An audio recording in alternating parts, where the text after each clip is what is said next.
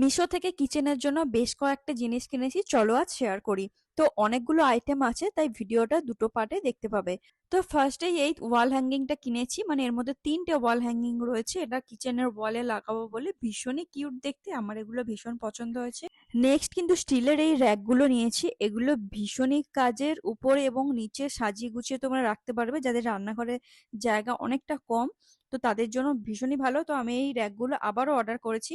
তো নেক্সট একটা বড় সাইজের কাটলারি কিনেছি, তো এটা আমার ভীষণ দরকার ছিল। ইয়েলো কালারের এই কাটলারিটা ভীষণই কিউট দেখতে, আমার খুব পছন্দ হয়েছে, তো এর মধ্যে অনেক কিছু রাখতে পারবো।